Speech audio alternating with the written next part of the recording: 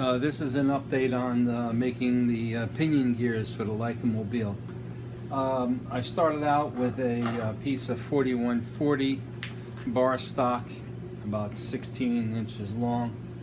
I was initially going to cut one big long gear out of the 16 inches, but I decided that if I had made a mistake and did that, I would destroy the whole piece. So I ended up parting it out and doing each gear separately.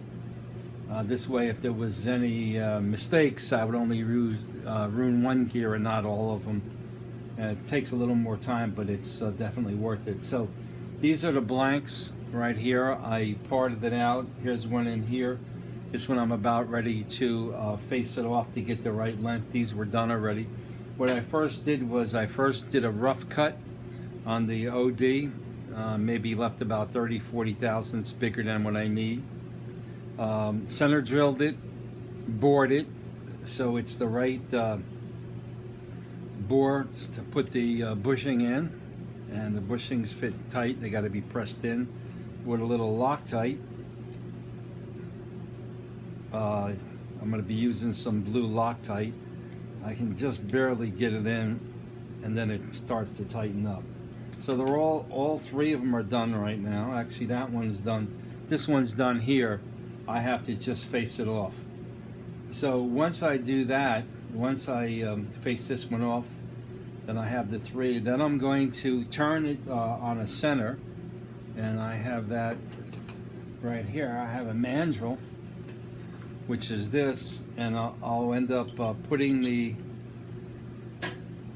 gear on the mandrel, and as you can see, I can expand it with a flathead, so it locks it up. And then I'm going to lock it in the lathe, and I'm going to do the final OD cut to match the gears that I have here.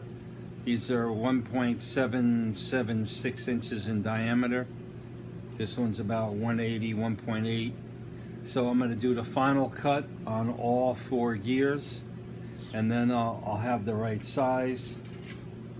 And then at that point in time, I'm going to be putting them in the rotary table and actually start cutting the teeth on the gear. So this is just a quick update to show you how far I've gotten with it. I probably can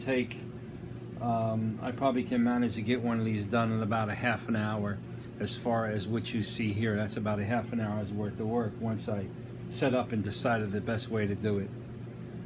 When I was turning down the long piece, I was getting some chatter, and that's why the finish is not real smooth like I like, and that's what kind of convinced me to cut them, to part them, and then finish them off, and I will reduce the chatter. I should get no chatter because of the long length and the vibration.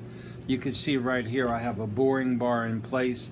What I did was, to get the ID correctly, I first used a center drill, and then I progressively went larger with drill bits. I went 1, 2, 3, 4 drill bits, 5 drill bits, and then I went in with a 0.75 end mill, radius a little bit so you can get it started. And then after I did that, I went in with an expandable end mill, which this is, just to get closer. And then finally I did the final cut with this end mill, which is right here, and that's a long end mill, and that gave me that nice tight. I didn't have to go inside and turn it down with the lathe. The end mills did the job, and the bearings fit quite snugly in there. This one I'm gonna have to again press in. I can get it started, but it's a tight fit, and that's what you want. You want a tight fit, even though you do use Loctite on it. So that's where we stand right now. The next video you'll be seeing is me cutting the actual gears on the Bridgeport with an involute cutter. I already purchased the cutter. I bought 2 cutters. The first cutter I bought is this one here, is 20 degrees, and that's a number 7. And that one is going to be for the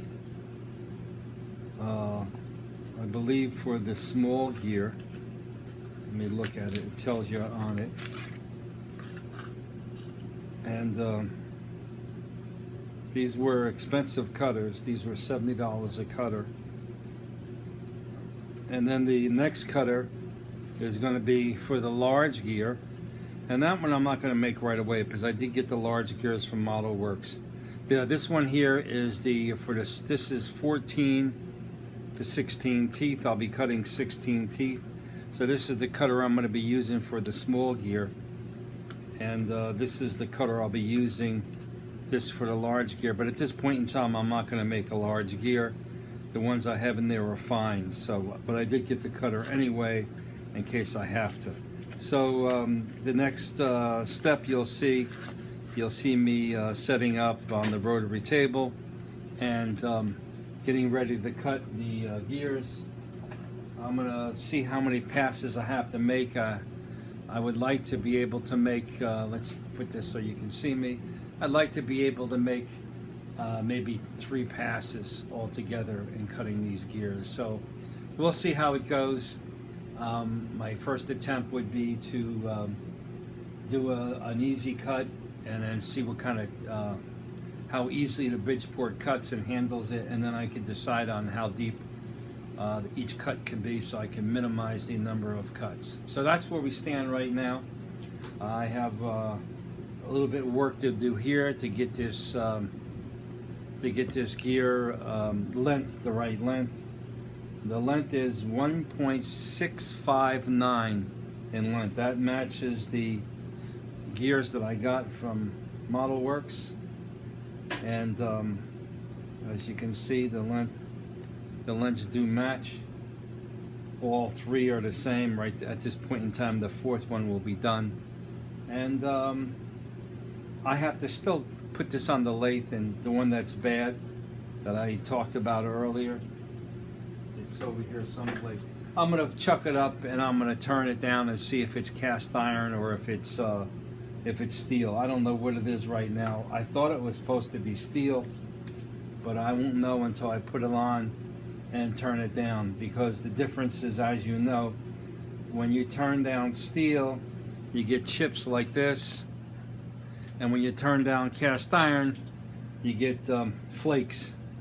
Cast iron is kind of like, comes off like almost like salt. It's flakes. It's not chips.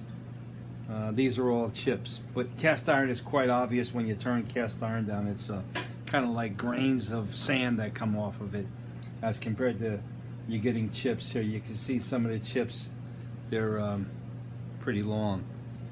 But anyway, that's how you tell. And we'll see if the gears that they sent me were in fact cast iron or steel. They were supposed to be steel, but I don't know what they are until I actually see what they are. That should do it for this video.